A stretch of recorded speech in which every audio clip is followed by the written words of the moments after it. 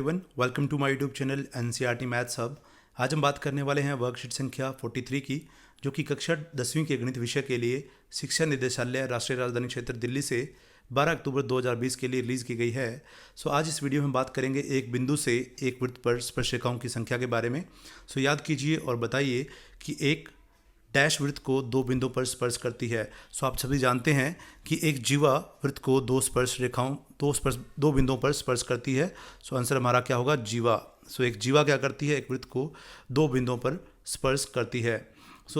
एक डैश वृत्त को दो बिंदुओं पर प्रतिच्छेद करती है।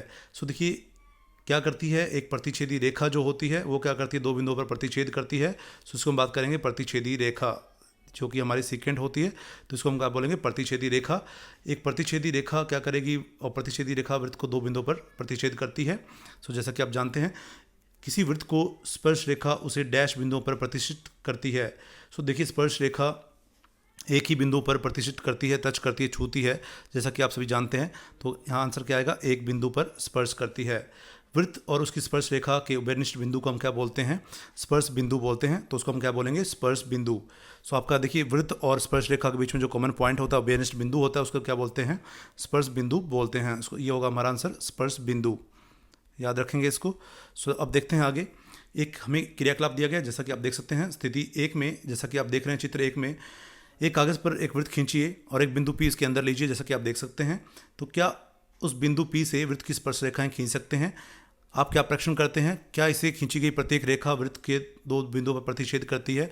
जैसा कि आप देख सकते हैं, किसी भी एक बिंदु से हम अनगिनत असंख्य रेखाएं खींच सकते हैं और ये सभी रेखाएं वृत्त को दो बिंदुओं पर प्रतिच्छेद करती है।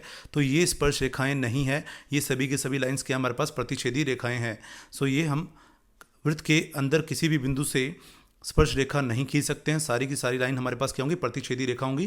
तो आपने परिणाम क्या देखा? यह संभव नहीं है।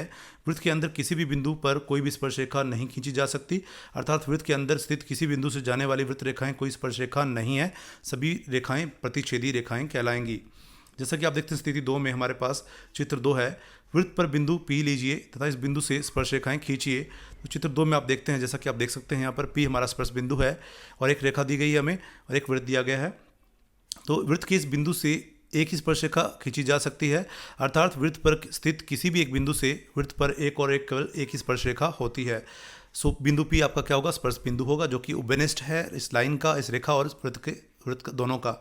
स्थिति 3 में आप देखते हैं, जैसा कि आपके सामने स्थिति 3 है, आप जैसा कि आप देख पा रहे हैं, वृत्त के बाहर एक बिंदु P लीजिए और वृत्त पर उस बिंदु से स्पर्श रेखा खींचने का प्रयत्न कीजिए।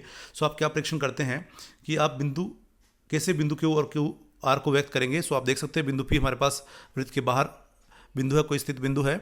Q और R के आपके दोनों वृत्त और जो आपका दो रेखाएं हैं, जो आपकी किरण है PR और PQ, इनके उभयनिष्ठ बिंदु हैं और Q और R हमारे पास क्या है? स्पर्श बिंदु भी है वृत्त के। इन दोनों के बीच में जो आपके सामने जो दो स्पर्श रेखाएं आप खींच सकते हैं, PQ और PR हमारे पास क्या दो स्पर्श रेखाएं हैं। आप इस बिंदु से केवल वृत्त पर दो और दो केवल स्पर्श रेखाएं खींच सकते हैं, अर्थात वृत्त के बाहर स्थित किसी भी बिंदु से जाने वाली वृत्त पर दो और केवल दो स्पर्श रेखाएं हैं। यहाँ Q और R क्रमशः स्पर्श रेखाएं PQ और PR के स्पर्श बिंदु हैं। ये दोनों के हमारे पास स्पर्श बिंदु हैं। आप स्पर्श रेखा की लंबाई से क्या समझते हैं? स्पर्श रेखा की लंबाई क्या? देखिए बिंदु P और Q के बीच की जो दूरी है और उसी प्रकार से P और R के बीच की जो दूरी है, वही हमारी क्या स्पर्श रेखा की लंबाई है। बाहरी बिंदु P से वृत्त की स्पर्श बिंदु से स्पर्श रेखाखंड की लंबाई को बिंदु P से वृत्त पर स्पर्श रेखा की लंबाई कहते हैं। यहाँ PQ बराबर है PR के, दोनों जो आपकी स्पर्श रेखाएं हैं इन दोनों की लंबाई क्या होगी? बराबर होगी। अब इनका उत्तर देने की कोशिश करें। जैसा कि आप देख सकते हैं, बिंदु से वृत्त पर खींची गई स्पर्श रेखाओं की लंबाइयाँ क्या होती है? बराबर होती है। इसका आंसर होगा पहला हमारा बराबर। लंबाइयाँ क्या होती है? समान होती है या बराबर होती है। वृत्त के बाहर किसी भी बिंदु से जाने वाली वृत्त पर केवल दो स्पर्श रेखाएं होती हैं, जैसा कि आपने अभी देखा। एंड वृत्त के अंदर किसी भी एक बिंदु से जाने वाले वृत्त पर कोई स्पर्श रेखा नहीं होती है, सभी क्या होती हैं? सभी प्रतिच्छेदी रेखाएं होती हैं। वृत्त के अंदर किसी भी बिंदु से जाने वाली वृत्त पर कोई स्पर्श रेखा नहीं होती है, सभी क्या होती हैं? स्पर्श प्रतिच्छेदी रेखाएं होती हैं। This is all about worksheet number 43. If you learn from this video, then please do subscribe my channel and share this video as much as you can. Thanks for watching.